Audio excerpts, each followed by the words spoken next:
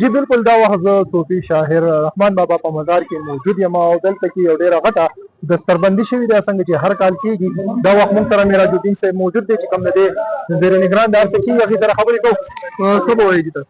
بسم الله الرحمن الرحیم. اول خو ستاسو ډېره شکریه چې تاسو راغلئ د دې خوشحالۍ د دستربندي په موقع باندې. الحمدلله زموږ د مدرسې نه کال په کال دغه شان طلبا علما هغه فارغېږي. ښه کال هم د دوره حدیث نه 15 کسان او د تخصص په الابتداء والقضا د هغې نه 15 کسان او د حفظ القرآن نه هم 15 کسان فارغ شو او الحمدلله د دین اسلام د اشاعت په دې کار باندې موږ د الله نه ډېر شکرګزار یو چې الله پاک زموږ په حصه کې دا خدمت راوستی.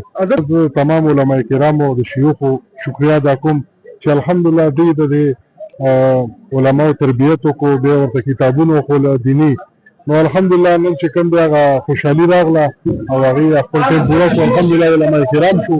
نو زه د خپله وخت نه د دوی څومره مشران مفتیان دي هغې ته مبارکباد ورکوم او څومره چې نن فارغه شو تقریبا 20 کسان دي تعداد، نو زه هغې ته مبارکباد ورکوم چې طالب چې کوم دی هغه غریب وي ځکه چې هر شي نیمګړی یا مسافر شي سړی نیمګړی. نو زه شکر وباسم دې علما کرامو چې موږ سره کوم تعاون وکړو، د موږ سره کوم خپله روټۍ را سره نیمه کړل، موږ یې راکړله، موږ دې ځای ته راورسو. ډېر شکریا ادا کوم او د الله فضل او کرم دی.